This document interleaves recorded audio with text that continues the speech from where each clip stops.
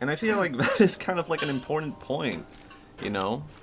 Damn, Matthias is really good at this, though. He's really good at this game. Shit. I feel like, yeah, that's like an important thing to like think back on now, like as a self-critique. And definitely, I'm sure people have probably commented on this already as the videos have come out, because it is a weird way to frame things and think about things. It was something that bothered me listening back to like me talking about Yumaniki and the like what made the new remake good, what made it bad. I was like, this is you have to communicate personally, you have to use self-expression. I never talk about, you know, how do you make the game fun? I don't like, maybe that should be more important to me, because having fun is important to me. Is self-expression and all that stuff as important to me as having fun? I don't know. I think fun is definitely like one of the most important things in my life. And I think maybe I neglect it in a weird way by not considering just like, do I allow myself to just have fun? And like, of course I allow myself to have fun, but just in very, holy shit, what a save, in very particular ways. And it's almost, I don't know, it is a bit like, holy shit, I'm holding a glass of water at the same time as I'm doing this. This was not a good idea. I don't know, when I talked about all that stuff, especially on the Yumaniki thing, I felt like the smartest person alive. And now I'm cringing at myself. And I'm like, holy shit, Matthias. What are you talking about? And I get that vibe kind of now, listening back to maybe what I said here. And I'm like, I need to, I don't know, chill. I need to fucking take a chill pill. Holy shit. You know, the thing is, I can be an artist, I can be a video maker, but I don't make art, and I don't make making videos very fun. When I don't prioritize fun, when I don't think about that in that way. And I'm kind of repeating myself, but I feel like that's really important to say. And it's really important in the same way that, like, you can think a lot of stuff, and you can think, this makes a lot of sense to me.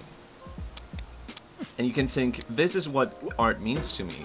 You know, this stuff about communication. This is what making videos means to me. And whatever. And you, just like you can pick how people perceive you. Do people perceive me this way? How do I want to be perceived? You have to pick, you know, the aspects of your thinking. Because that's going to influence you a lot. A lot more, definitely, than how people perceive you. Whew. But yeah, I am repeating myself. I'm sorry. But repetition is learning, you know? I don't know, actually I don't know if Americans are taught that expression, repetition is learning. Or maybe this was just like a specific thing from my teacher. But she would always tell me, like, how do you learn English? Well, it's repetition. Learning is repetition is learning.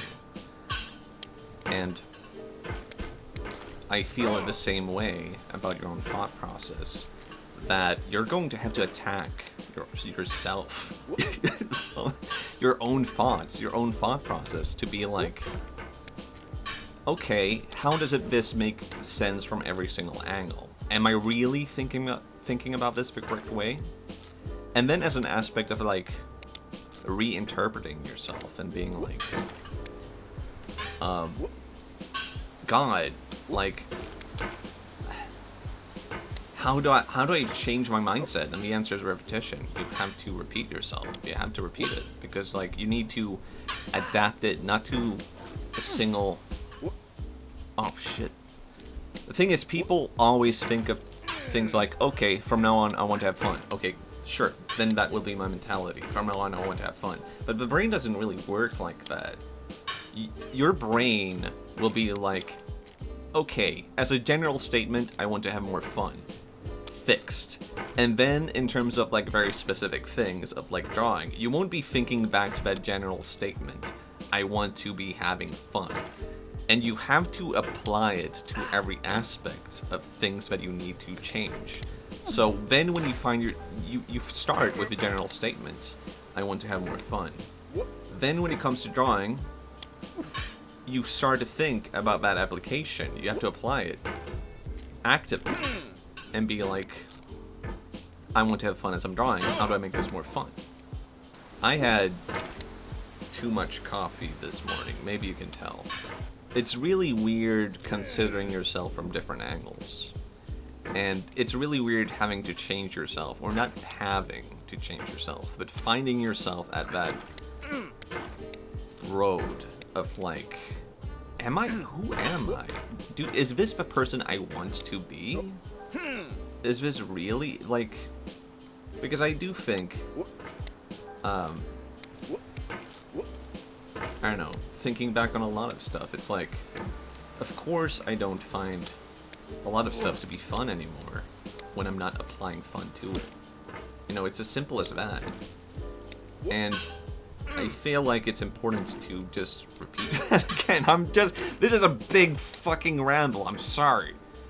But yeah, it's not like revolutionary coming to me just now from this video and like walking back just now. It genuinely is something I've been thinking about for a while now. Like, I overthink stuff already.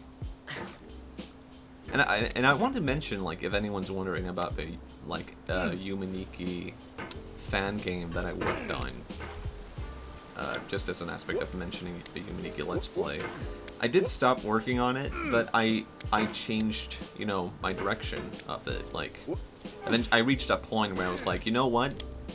As a fan game, this would actually work better as a story, and I want to make it into a story. I don't want it to be a fan game anymore.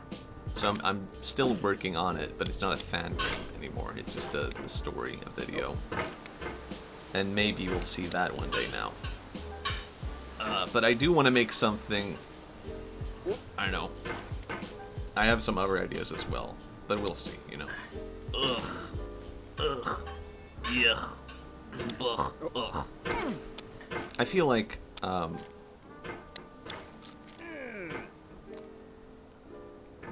don't know. I have nothing to say.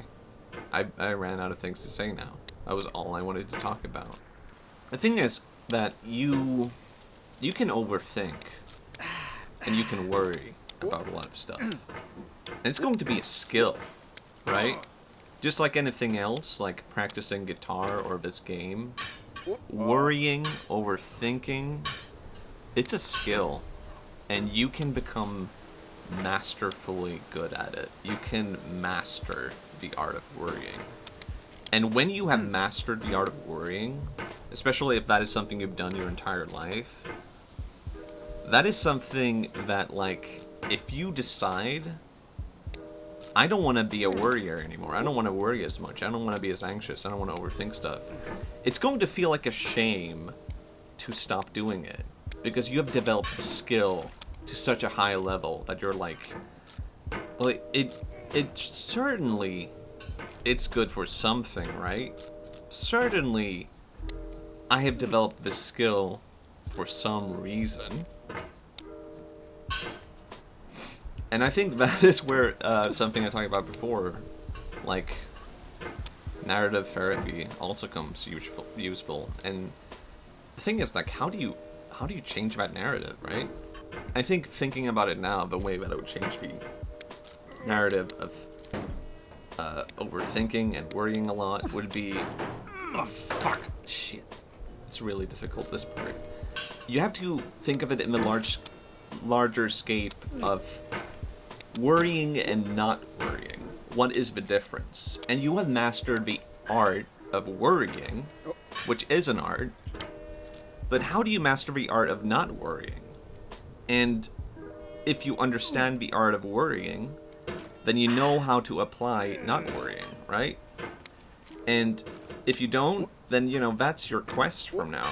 Like, and it might not make sense to you right now. How is the skill of worrying going to apply there? But it will in due time, when you're like, I understand how to not worry as a result of my practice of worrying. It's such a weird thing that I hope makes sense to at least a single person. Oh shit, is that how you do it? Like clacking, clackety clack, back forth, clack, clack, clack, clack, clack, clack. No. Hey guys, would you mind if I played something different?